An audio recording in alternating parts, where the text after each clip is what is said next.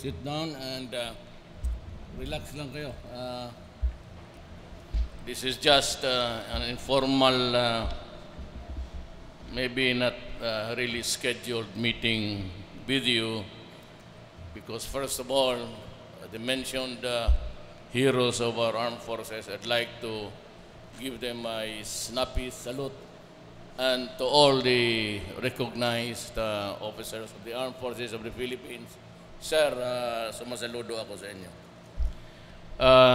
I have with me my party secretary Lorenzana, the presidential advisor for military affairs, General Tabaquero, presidential assistant Michael Lloyd Dino, who's done a great job here, General Eduardo Anyo, Lieutenant General Oscar Lactao, dugay naming amigo anini Oka, Lieutenant General Glorioso Miranda, Major General Araliuse Mirandilla, Police Chief Superintendent Noli Talino, and the officers and men, personnel of the Armed Forces of the Philippines and the National Police. Meron akong prepared speech always, pero 2 pages, marapong ipanggutom na tantan ang kadali, hasta ang gabuhat, ane. Well, anyway, in behalf of the people of the Philippines, the peace-loving citizens of this country, and government, would like to extend to you ang among pasalamat ninyo for remaining true to your mandate as officers and men of the Armed Forces of the Philippines, and really there in the field trying to fight the enemies of the state to preserve our nation, the Republic of the Philippines. Alam mo, maraming tanong itong dakag istorya ng Marawi na si matagal na bakit hanggang ngayon. Alam mo, sabi ko sa press kanina, doon sa Subic, if I really wanted to do it, I can finish the job within 24 hours. Tapos lahat. All I have to do is to use all the air assets of the Armed Forces of the Philippines. Bombahan ko ng yung Marawi na yan, and I will flatten the place. Tapos ang trabaho. I mean, itong mga terorista, I'm suing the Republic, not you, nakikinig na mga citizens of this country. Maliit na bagay lang to. Kayang-kaya lang ito ng ating gobyerno. But you know what hampers us is the fact that we cannot fight just like the rebels also. Kasi tayo, we are mandated to preserve the country and the people. Kaya if we fight like the terrorists, tapon ko lang ng tapon ng granada dyan, without the regard for any human life, whether women or children or old people. Kung gawin natin yan, tapos ang gera. But you know, we have to crawl, we have to lie flat for so many hours. And my soldiers even endured so many days, isang mechanized, I think it's a V150. Magtiis yan sila ng ganon. And they cannot just fire at will at all people, because we are government and we are bound by rules. We are bound by agreements and we are bound by treaties.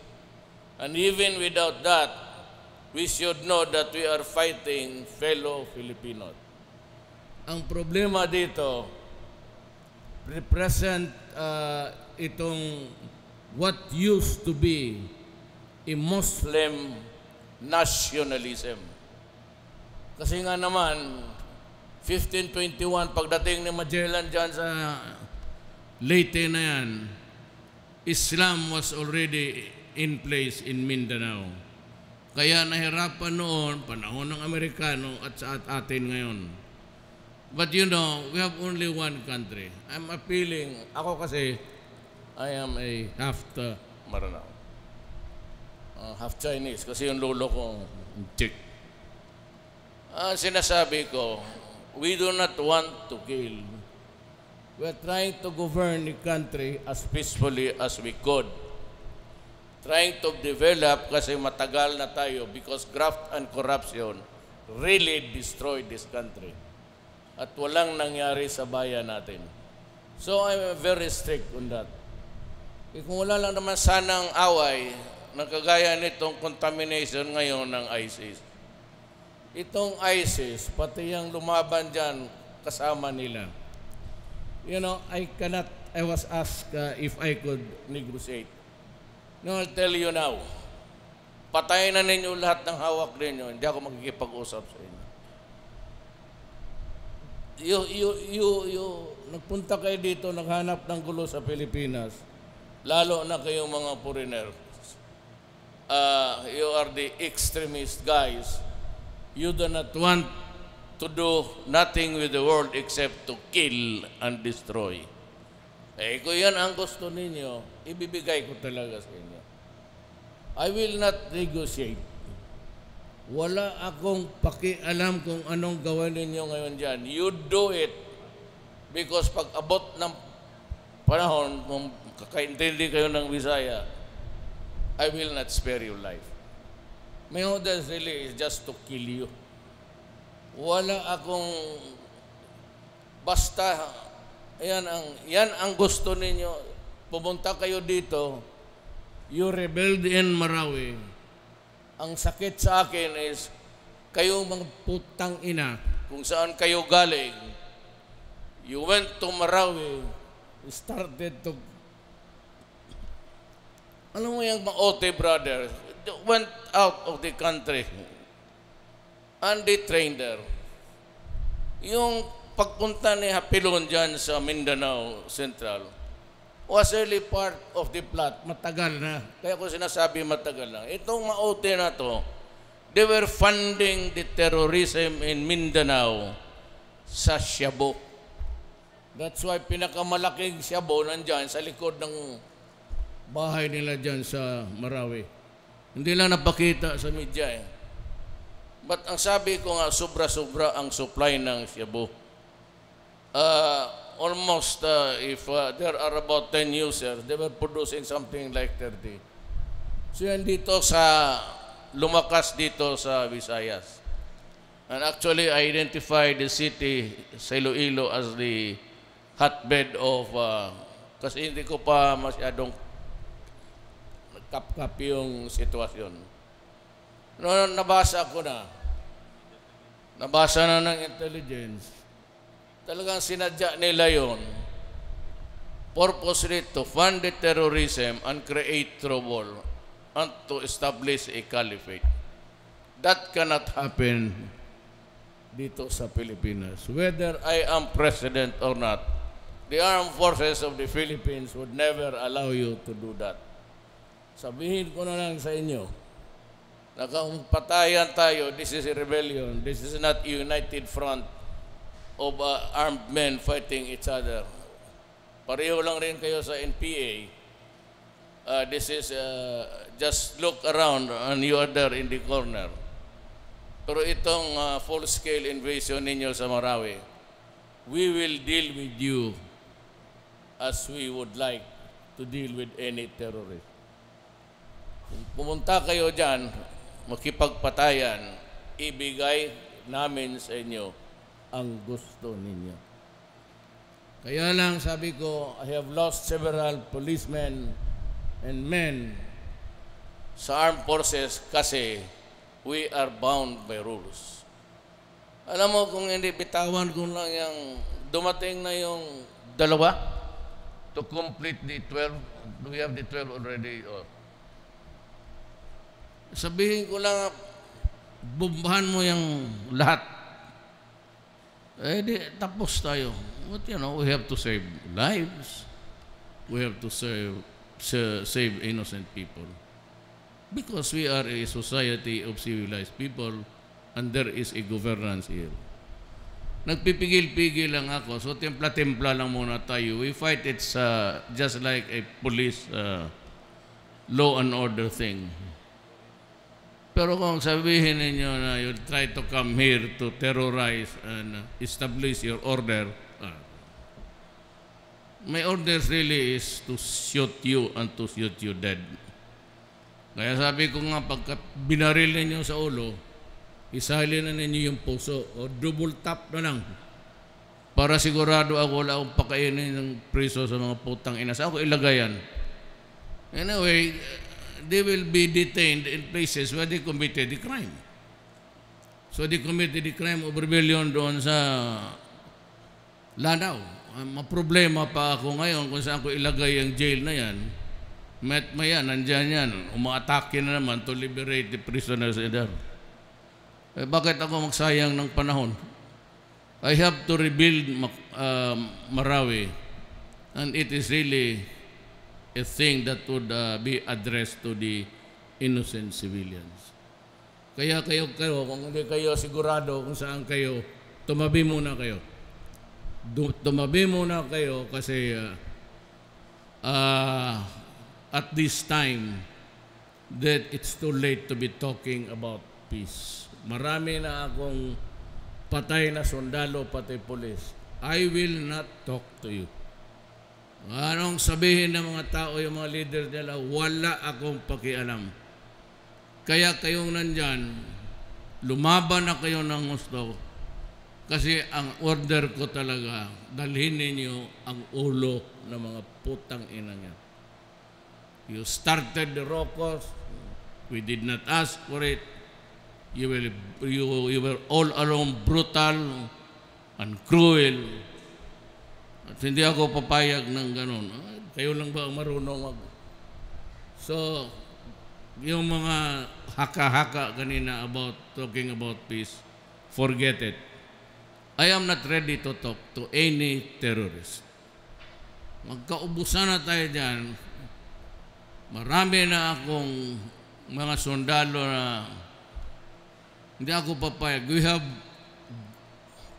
crossed the bridge of Rubicon. Ika nga. Hindi ako atras dyan. Mag-ubusan tayo dyan para matapos ang... And if you want to invade another city, fine. I will not. Nandito sa NDF, again, they offered to fight. Sabi ko, not at this time. By the way, before I left for Davao the other night, I had a talk with Miss Wari, si Nors, and Brother Nor offered the MILF. Sabi ko, Brother Nor, if you are still able-bodied soldiers of yours, I am ready to integrate them into the Republic of the Philippines, Armed Forces of the Philippines. Wala akong problema dyan. Sabi niya, I will ask my people na 2,000-3,000. Sabi ko, sige. And I am offering even, hindi naman tayo magkalaban ng MI, but if you want to work for this republic, total, mag-away tayo, magpatay dito, isang bayan lang to yan. So if you want to join us, you are also invited, including yung mga regulars ng NPA. I was once upon a time a prosecutor and I did the inquest for all of the rebels in the area of Davao. Yung namang nagsurrender ng mga NPA, sila Joy, sila si... They did well. They did well. And they even earned medals for themselves. So lahat ng mga NPA, I can also take you in. Just bring the guns. Palitan ko ng bago. And you will be enlisted in the armed forces. You will also be provided with and building so many in Davao, Davao, Zamboanga, I think it's in Iloilo and Cagayan. I'm building, it's going on right now. We just had sa Davao, we just had the groundbreaking kami ni Chief of Staff pati ni Delpin. So, tayo ninyo yan, we will building about mga dito, I'll try to, but every province, may mga 1,000 units kayo per province. Yung para sa inyo. Yun naman sinabi ko doon sa Bulacan, inagaw ng mga tao, puro Pilipino naman tayo, at saka alam naman talaga nating mahirap, but they are just being led by a rabble-rouser. Doon sila nakikinig. Hindi naman natin pwedeng patulan yan. Kung sabi ko sa mga sundalo, bigay na lang ninyo at gagawain ko yun ng bago. This time, bigger, mas malaki. Ang sabi ko sa mas malaking space. You add more, a few meters, square meters for comfort at gagawin ko. Wala kayong problema sa aking panahon. You will get what you want. Hindi na ako bibili ng second hand. Itong mga, I just cannot make it public, may disgust with these Americans. But lahat naman sabihin nila magtulong, pinagbibili naman sa atin. Hindi yan libre. We're paying, we have some helicopters that are not working well. And I have this suspicion that we had a bad deal there. Sabi ko kay Delpin na wag nang magbili ng second hand. Either magbili ako kung saan-saan mura, pero ayaw ko na magbili ng second hand. Not from any country, not from America, not from China, not anywhere else. Tsaka yung mga baril natin, well, mayroon tayong sa China, but you'll get the best of, di ba? Wala kayong problema sa akin. Sa aming mga boats, you tell your commanding officers and I will remedy the situation. Yeah, dito si Oka. Amo ko yan, matagal kong amo sa Davao yan. Kaya makita kami, biruan ka agad. Just like General Anyo, or most of you have been around there sa tour of duty ninyo sa Mindanao. Kilala man ninyo ako. I am not that really vicious. Pero itong ISIS, kasi because maraming tanginang yan. Kasi we are curtailed by our actions. Gobyerno kasi tayo. So, pasensya na kayo. We cannot just say, sige, magwala kayo dyan. We cannot do that. Then it would not be a country or a republic deserving the status of a sovereign power. Intindihin lang ninyo yan, but hindi talaga ako papayag na madihado tayo. Lalo na itong... So the next time you encounter these idiots, kill them. Wala akong silbi sa kanila. Wala rin akong panahon ng pagkain at wala akong pera. Pero sa atin, whatever you need, binibigay ko ngayon. Kung ano yung hinihingi nila para sa kapakanan ng sundalo, I really, immediately, inuuna ko na. So you'll have about 10,000 more troops. And if we can get an agreement with the Moro National Kinor, wala namang problema. Yung dati nag-integrate sa kanila performing well. And wala na akong nakitang major flaw of the decision of the leadership before to take into the service ang mga rebelde. They've been loyal to the Republic and they have fought well. Normi Suare wants to join us. Normi Suare realizes that it would take a process, a long, long process to arrive at peace. But we will do that yung leadership ng politika, sinabi ko, we will carve out a new territory for them. That is because of the historical injustice na hindi naman natin gawa. We went to Mindanao, tatay ko, a lawyer, never expected that ganun pala ang nangyari sa bayan natin. That even the cadastral lands were given freely, setting aside yung mga Moro na kanila naman yung lupa originally. So these are the injustices that can be addressed. And by going federal, kung ayaw ng Pilipino yung buong Pilipinas, we get a new structure for Mindanao.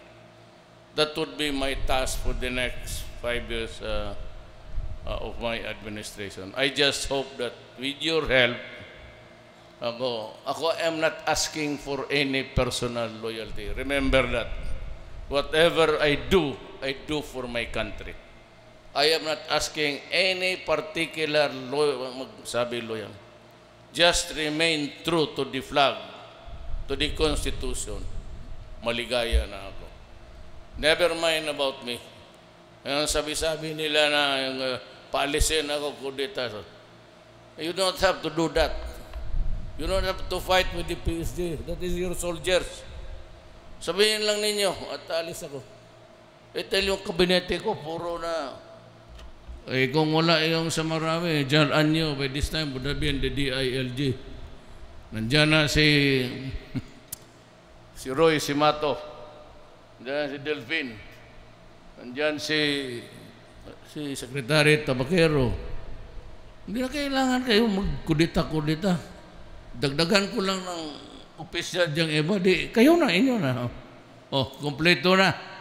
Hindi na tayo kailangan mag-away ng that's silly. We work for the Republic. If you think that I cannot carry the job well, just tell me. For after all, we serve the people. If you think that I am doing a disservice already, tell me, and we can always make an arrangement. You do not have to kill me. You will get nothing. Patay niya ako. Matanda na ako, the remaining years of my life, just like we do, dedicated to the service of my country. Daghang salamat. May gabi ikan.